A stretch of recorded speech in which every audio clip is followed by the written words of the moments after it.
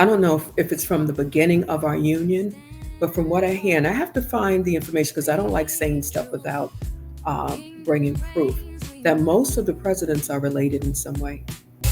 Faith in the fight, light in the news. Voices rise, justice grooves. This is kingdom political. So again, though, it's like, who is pushing this plan? Okay, so here, watch this right here, because this guy right here, I don't know whose organization he's a part of, but what he is asking for, and what and let me go to the I'm gonna go to the original post. Not only what he is asking for, but what this guy right here is asking for, and this is an old school cat. Wow. This is an old school cat. Matter of fact, his is shorter. Let me play his first, 35 seconds, and then you're going to hear the young man. I want you to hear what they're saying. It's nuts. It's nuts. Okay, here we go. And the one idea is how we are going to exterminate white people, because that, in my estimation, is the only conclusion I have come to. We have to exterminate white people off of the face of the planet to solve this problem. Now, I don't care whether you clap or not, but I'm saying to you that we need to solve this problem because they are going to kill us. And I will leave on that. So we have to just set up our own system and stop playing and get very serious and not be diverted. And the one idea is, yeah. Now, before you say it, this is weird. Floor, there has to be bodies on the floor. There has to be people. One way black people achieve true liberation, that's by taking it in blood. There has to be blood all over the floor. There has to be bodies on the floor. There has to be people screaming and crying. That is the reality. And this is what history shows me. No amount of begging, no amount of complaining, no amount of protesting, nada is going to get you your liberation until you take it with blood. You see? So this is why I sit back and I don't play along with any of these black people talking about it's a spiritual war and this, that, because when those cops are going into our neighborhoods and shooting our babies, that's a physical thing. You see, y'all so worried about the spiritual world, and all, but you're not worrying about the world that's right in your face. When we're getting thrown in prison, that's a physical thing, right? Address the physical. You see, this is why I say don't hit my phone until y'all ready to do what y'all know we got to do. When y'all ready to go outside and hunt them white boys, hunt them cops, go to that white boy's neighborhood and fuck his shit up. When y'all ready to do what y'all know we got to do. Wow. The ignorance is crazy. Crazy. And let me tell you something. It's getting out there. This video right here that I just now showed you, 5.3 million views. Oh my God. And when you go and look at the original video, you look at the comments, like they are ready for it. And that's my question. See what Trump World said? If you go back, it said liberation from what exactly? What's this kid talking about? What does he want to be liberated from? He wants to be liberated from a better economy. He wants to be liberated from being able to make money, to live the life that he desires to live here in America. Go over to Congo with that. You don't like it, go somewhere else with it. I don't think there are a whole bunch of white people in Congo. You can live out there. You can do what you want to do. You saw the young lady that went over to Africa. She left because Trump became president. Oh yeah. And she realized that they don't have a lot of snacks over there. Yeah, they don't have a lot of snacks with your extra thick self. They don't have a lot of snacks for you. Come on back and get your people that are able to set up businesses. You have Black millionaires. You have Black billionaires. You can do whatever you want to do in this country. Oh my gosh. I was just talking to a family member, and she grew up in like the 50s and 60s, and they had a way to go. And she grew up down south. Now, my mother actually went to, and I made her show me her high school diploma.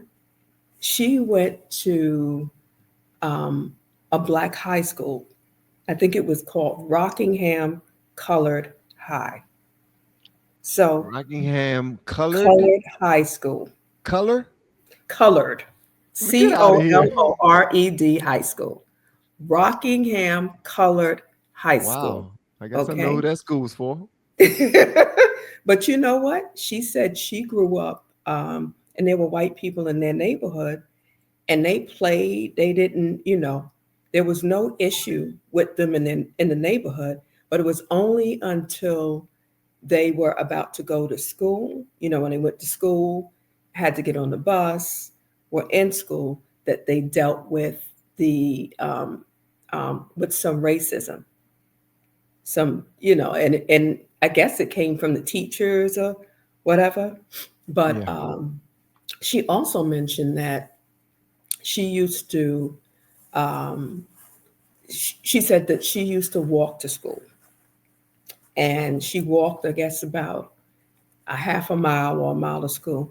And she said she noticed that there were buses going by and that there were white people on the buses, Wow. and that the white people were able to get on the buses and she wasn't able as a black person to get on the bus. So How like old? I'm sorry, go ahead. she said she doesn't remember. My mother right now is 87 years old. But To God be the glory. Check that out. yeah, yeah. But these are things that she dealt with um, as a child, that we are not dealing with any longer. And don't get me wrong, I'm not saying that racism doesn't exist. We see it, but I think it's manufactured. I think it's done on purpose. And I think it's done for that very thing that I mentioned previously, to get us all into submission. And for the globalists, again, it's not a black or white thing. Stop I, it. do they want to just restart the Yes. world or something? Is that what they're looking to do? It's called the New World Order. That's what they're trying to do. They That's why wanted we to were introduce that's why we were that's bringing in all of those internationals absolutely, so that they can start it all over and they can absolutely, exterminate. absolutely. Because you have the Islamists, which I hear different from the Muslims. You have the jihadists. You have a lot of those people that were coming into the country.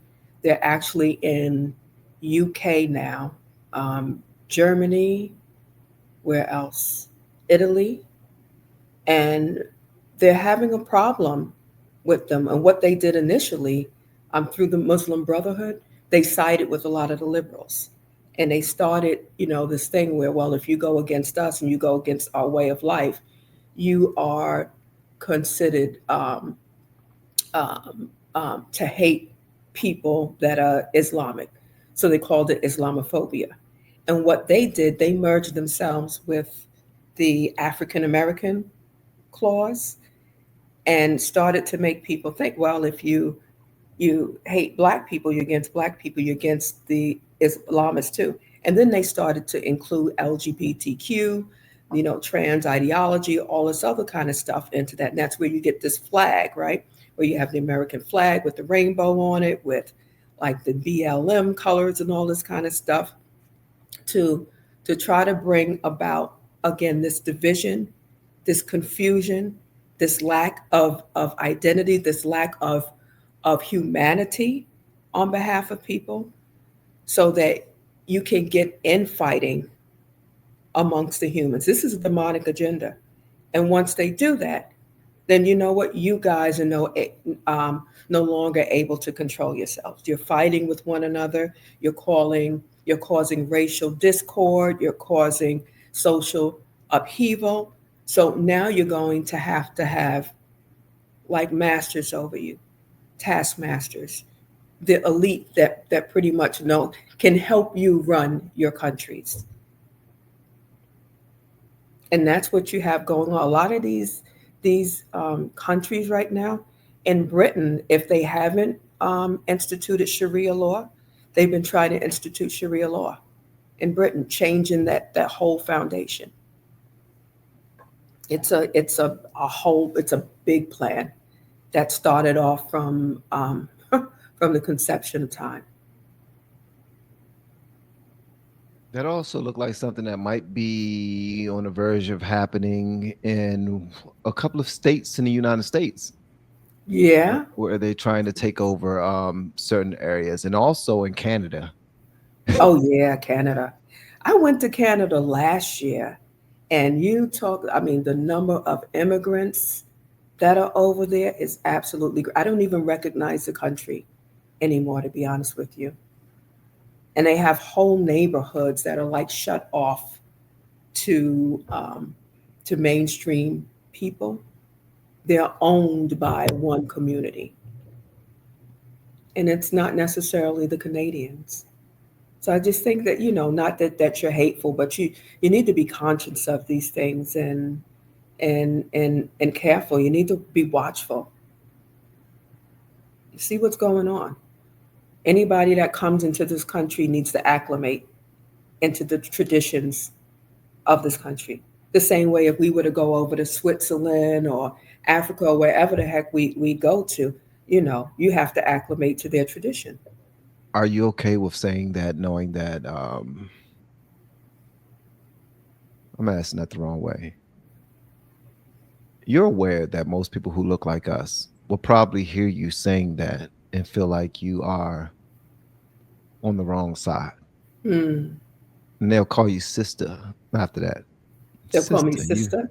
Yeah, sister. Come on, sister. You really think that that's how it goes in the United States? Listen, Poor thing. I've heard it all, but I'm actually the old terminology of woke. I'm able to see past the hoopla. I hear you. Yeah, and I thank God that, my eyes are open. I felt the same way as everybody else, until you start to truly see things, research, and start to see what things are, and what the bigger play is. There's a bigger play in all of this. And again, you connect the dots. You see who owns the media. You see who's pushing out these social agendas. You see who's organizing protests. You see who's complaining about, corrupt funds being taken back from being mismanaged. You see who's crying about Guatemalan children not being able to be trafficked anymore. And you start to connect the dots. Why would you disagree with something like that? And you don't just follow people, for name's sake, because they have a name on them. What do you say? I'm black, but not Democrat. Yeah. And yeah. And for anybody that wants to know, I'm independent. So I think that's what everybody should be. Independent. Yeah. Yeah. I think that's where everybody should be. I think this whole two-party government we have, I don't know, it's something about it that's just so demonic, in my opinion. It's like we just want what we want and what our people want, and we want the opposite of what you want, even if it's good. It's actually a uniparty when you look at it. It's a uniparty. And all of these, right, and all of these presidents have been chosen from,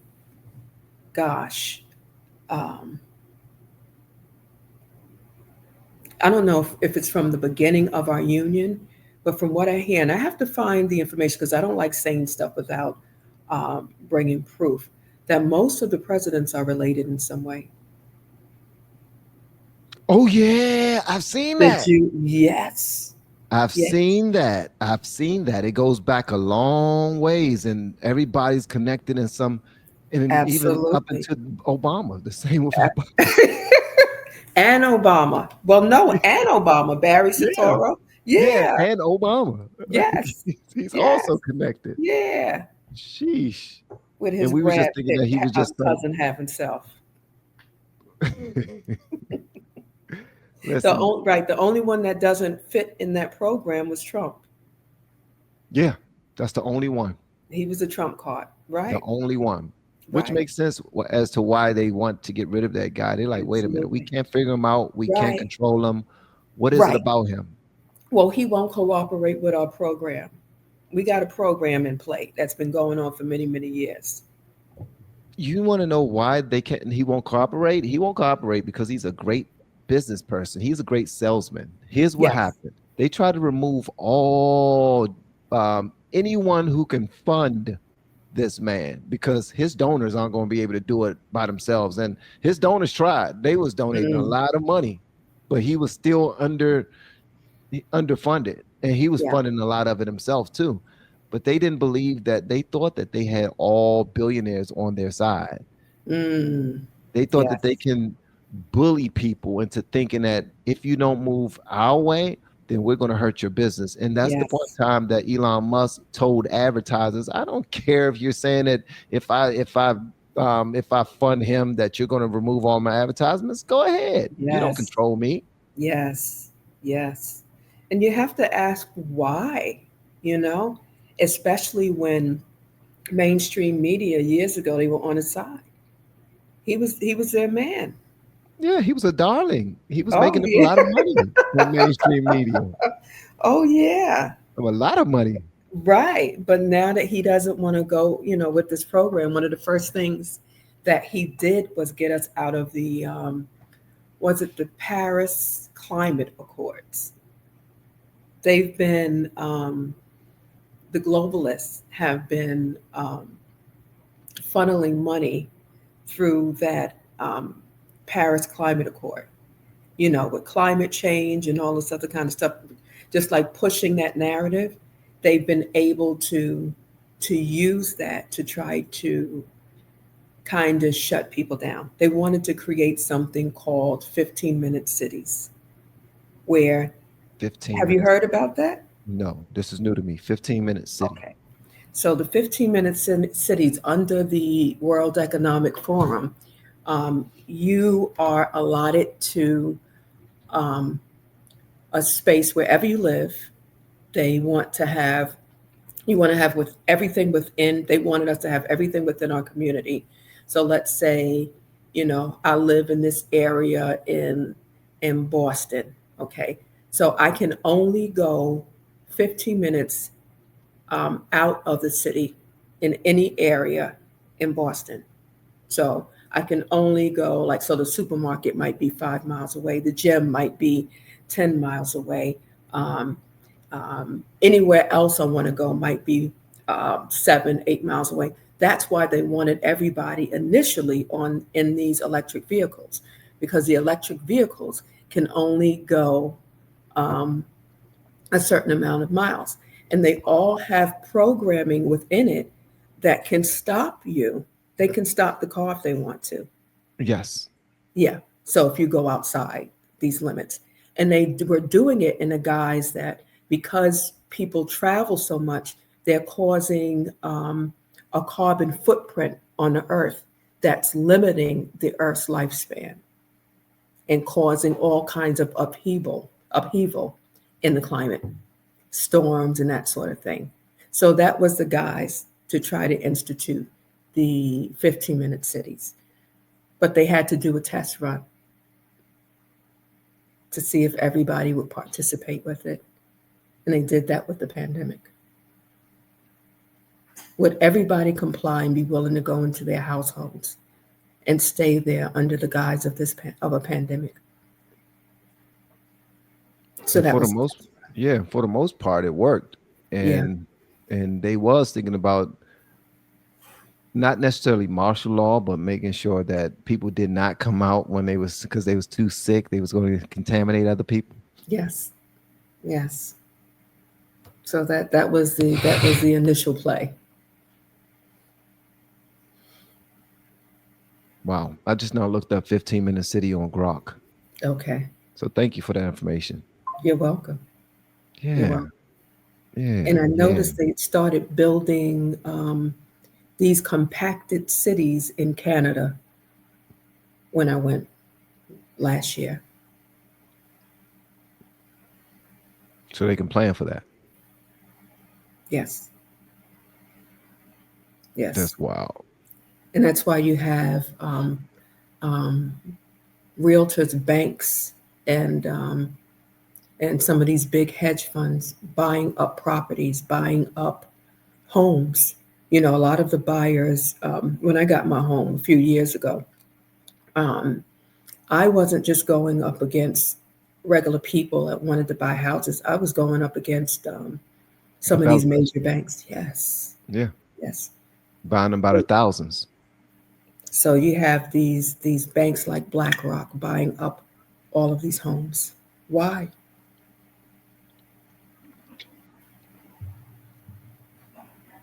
You have people like Bill Gates buying up all the land that they can put their hands on. It's a concerted effort. From my understanding, this could be way off, but I heard that at one point companies had a cap on how much real estate they can purchase. But Trump had a hand in making sure that, well, saying that that was against capitalism and their rights to be able to purchase what they want to purchase. And his argument ended up winning the day. But what that did was that allowed corporations with all of the funding to go out and purchase as many houses as they want, even if they wanted to boost up the pricing. Like they can if there's a neighborhood being newly developed and the houses are $400,000 a piece, they can go in there and purchase them all, and won't even allow anyone to take out mortgages for the houses, but only allow people to rent.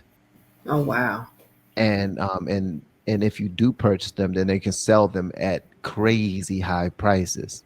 Yeah. Because they have a monopoly on it. And I was basically, they were told that, well, they argued that having a putting a cap on anyone infringes on their rights to be able to participate in business. I don't know how I feel about that, but when I look at it, they do have all the funding, and if they are operating trying to shut people down or trying to control everyone and where we live and who can stay there and whatnot, that I don't like. If no, I think that corporations should absolutely have a cap when it comes to purchasing private homes. I believe that there should be a limit to that, because as a corporation, you have so much money. You have not just money, but you have legalities and funding and all of the tax laws behind you to be able to do something like that. Now, I don't think that was a good move at all. Yeah, I don't agree with that. If I go to a neighborhood and everything says Renee Realtors, right, it's like, wait a minute, and right. you just sitting back pretty like, yeah, I own all of this, and we don't know what your agenda is. I mean, that's a good thing. That's great for you to be able to position yourself business wise. I would love to. Well, I'll be living life right now, and I am, to God be the glory. But you know what I mean? I would have less pressure if that was happening. But a lot of these people are operating. I don't know. It's like they're nefarious with it. When you're talking about big banks, that's you talk who can compete with a Goldman Sachs or you know what I mean, or a Bridgewater or something like that. No one. Right. We're talking trillions of dollars. So yeah. As soon as you put your house on the market, the people who got the most money to purchase, so a bank got it right away. They're on it. And then they got headhunters out there. I can't tell you how many people go to my other property and send me text messages. How in the heck they get my number? But they send me text messages all the time. We want to offer you this for this property. We want to offer you that for that property. We want to offer you this. This is our last offer. We would like for you to take this. We promise you this is a good deal. If you sell it, you can. I'm like, if it's a good deal, then let me stay in my house that's continuing to appreciate in value. And stop trying to buy it from under me so you can do whatever it is that from research will help you, fatten your pockets. Leave me the hell alone. Ain't no sign for sale or rent nowhere, but they stay in that neighborhood trying to, we want to purchase all these houses. This one right here, this one here. Like they're on it. Yeah. They're on it. Sometimes, I mean, sometimes I know that that developers will purchase houses. They'll try to purchase houses so that they can create maybe a shopping mall or something. They want to tear the houses down, and something like that might be a little different. But if the person's willing to sell, but intent to me is everything. Yeah, if the person is willing to sell. But if you're not willing to sell, then they will hawk you down. They will wait. They will wait until you get into tax trouble, until you're going through some issue, and they just pay for your taxes. Oh, they own $6,000 or $10,000 or $15,000 in taxes. They have a lien on their home. The person that paid those taxes, they get the property now. So I don't have to wait for you to sell it to me anymore. I'll just pay for this. Yeah, but I think they can only do that if the house has been paid for, right? If it's debt free. You are smarter than me when it comes to that. Yeah, if it's debt free. If there's a lien on the house from the mortgage broker, from the mortgage company, it's the mortgage is the banks anyway. So